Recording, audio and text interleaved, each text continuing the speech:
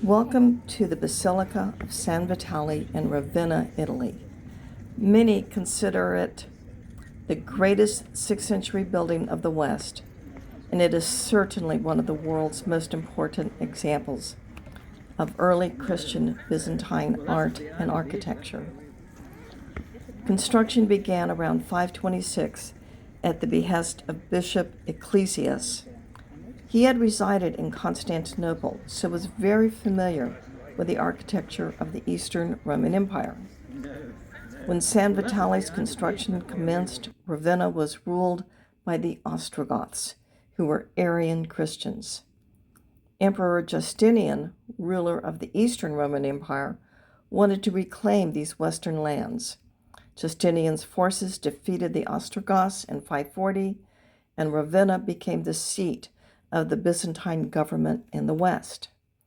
The Basilica of San Vitale was essentially finished and consecrated by 547. Its lovely exterior has a simplicity that is markedly different from the splendor within. We can see 2 levels of windows and a central octagonal lantern tower. Before looking at the inside, it is helpful to examine San Vitale's floor plan. Basilica, as used in its name, the Basilica of San Vitale, does not refer to a basilican floor plan.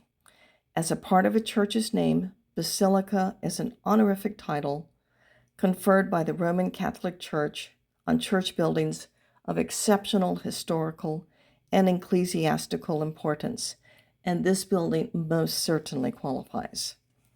The building has one of the most complex designs of the late antiquity era, and its design is closely related to buildings in Constantinople, probably influenced by its founder, Bishop Ecclesias. On the east side, there is an extension with an apse shape and circular chapel spaces on either side. The apse is semicircular on the inside and polygonal on the outside. Not quite on the opposite side of the building, there is a narthex, or an entrance area, flanked by 2 side towers containing processional staircases. The center area of the building is octagonal, and is surrounded by 7 billowing niches. An octagonal ambulatory surrounds the central space, and the outside walls are also octagonal, giving the building its description of a double shell octagon. Although not revealed in this floor plan, the octagonal lantern tower rises from the middle, letting in light and covering an internal dome. The building combines Roman and Byzantine features, so architectural historians debate whether San Vitale is a Byzantine or a Western building. Artists from Constantinople seem to have created at least some of the mosaics. Although the overall design seems to come from the east, there are other elements that are distinctly Western, such as the construction of the central dome. In any case, 2.5 centuries later, Charlemagne visited Ravenna, and he was so inspired by this building that he used it as a model for his famous Achen Palace Chapel. So, let's go inside. We are looking at the stunning mosaics in the apse, which houses the chancel. An image of Christ accompanied by angels and 2 people dominates the area. Our eyes next travel to the chancel vault. In the center is the haloed Lamb of God, referring to Christ as the sacrificial lamb. He is surrounded by a wreath of victory that is supported on 4 sides by angels.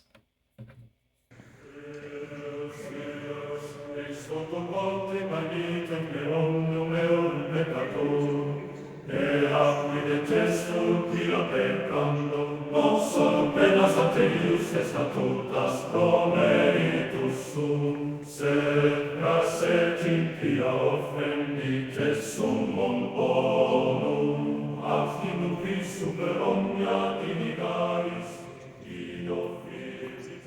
As we move to the central area, its octagonal shape is defined by 8 massive rectilinear piers. Between them are 7 billowing niches composed of columns and 3 arches.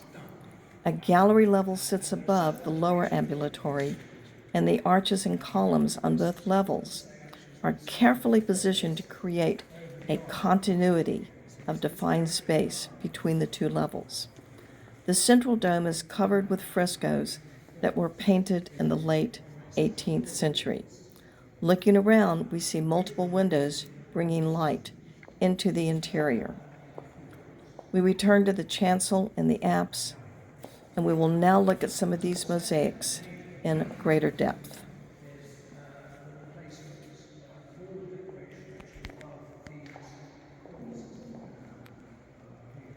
The dominant mosaic illustrates Christ with archangels on either side. To his far right stands St. Vitalis, for whom this building is named. St. Vitalis was an early Christian who was martyred by the Romans in Ravenna. Bishop Ecclesias, who commissioned the building, stands on Christ's far left and offers a model of San Vitale. Christ and the angels wear the clothing of Roman officials with a cloak draped over their left shoulder. Their shoes are simple sandals. St. Vitalis wears a richly embroidered garment and elaborate shoes, but he covers his hands with a cloth as a sign of humility and submission. The bishop wears an episcopal robe and closed shoes.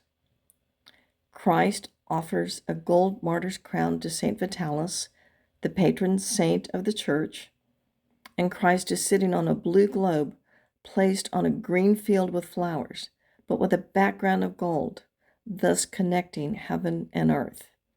Red and blue clouds are shown above the men, and the 4 rivers of paradise are below.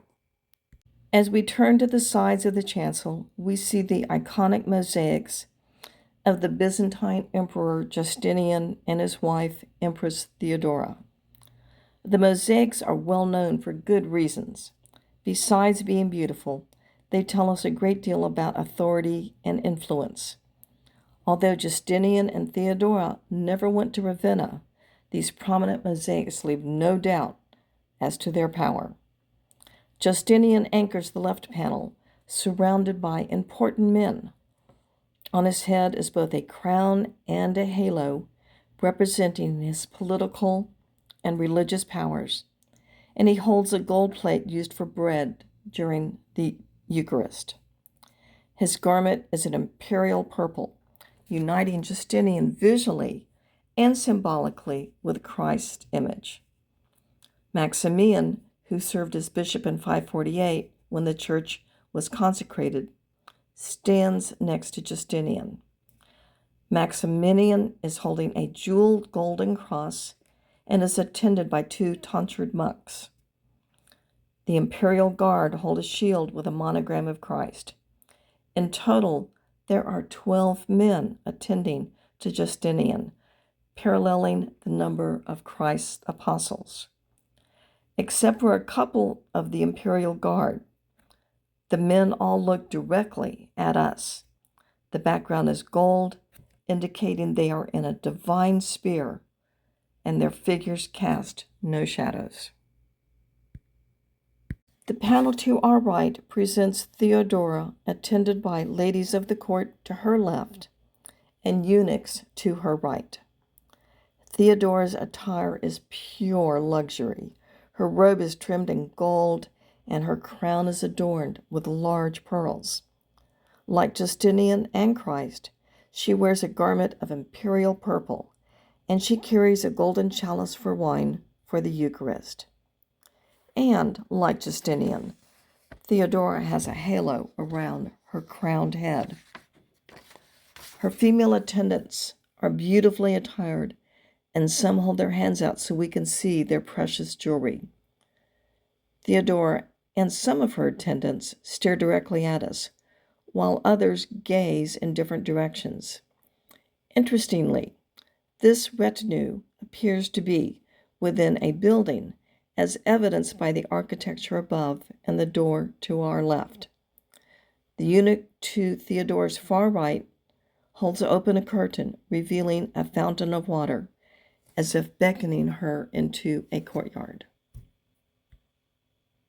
At the base of Theodore's robe is an image of the three kings who traveled to the Christ child's nativity to bring gifts of gold, frankincense, and myrrh. Is this suggesting that her status is equal to those of these three monarchs? As we move further out in the chancel, there are two large mosaic panels with scenes from the Old Testament. This panel tells the story of Abraham and his wife Sarah. She was elderly and childless when three messengers visited them. Abraham offered the strangers food and drink, as was the Jewish custom, and they revealed they were angels announcing that Sarah would soon give birth to a son. Sarah became pregnant and she gave birth to Isaac. But later, God tests Abraham's faith and obedience by commanding him to sacrifice his beloved son. As Abraham prepares for the sacrifice, the hand of God appears at the top and a ram appears below. In the end, the lamb is slaughtered in Isaac's place. On the opposite wall, the stories of Abel and Melchizedek are told. Abel offers a lamb to be sacrificed, and Melchizedek offers bread and wine. The hand of God reaches from the sky, representing God's acceptance of these gifts. In both this lunette and the scenes of Abraham, the offerings are traditionally interpreted to represent the sacrifice of Christ. We're now looking up at what is called the triumphal arch. As we leave the chancel area and enter the central area, a semicircular arch has round images that includes the 12 apostles plus 2 saints who are believed to be the sons of St. Vitalis. At the top of this triumphal arch is an image of Christ. Here he is older and he's fully matured, as shown by his beard. Christ looks directly down at us, and his image is surrounded by a multicolored mandorla. These capitals are a new style, setting a definite break from the classical capitals of antiquity. They are made of carved marble, imported from the quarries of Proconnesus. Above the capital is an impost that's decorated with lambs on either side of a cross. In this photo, we can see how the 7 billowing niches are defined by 3 arches. Small domes top each niche, and we can see the gallery or second floor ambulatory behind the columns. The inside of San Vitale is filled with these polished stone panels of marble, cut to highlight their beautiful abstract designs. These panels are incorporated throughout the space, and no two are alike. A closer look at parts of the ambulatory gives us a very different image from the spectacular mosaics in the apse. Here, some of the groin vaulting has lost its plaster covering, and there is no doubt that the ravages of time have taken their toll. We return to the apse, and we're looking at the first level below the mosaics that are above. This is the area above the altar called a retrochoir. The bishop's chair dominates the center, and beautiful marble compositions decorate the surrounding walls. The Basilica of San Vitale is on the UNESCO World Heritage List. It is undeniably a spectacular building, well deserving of its reputation.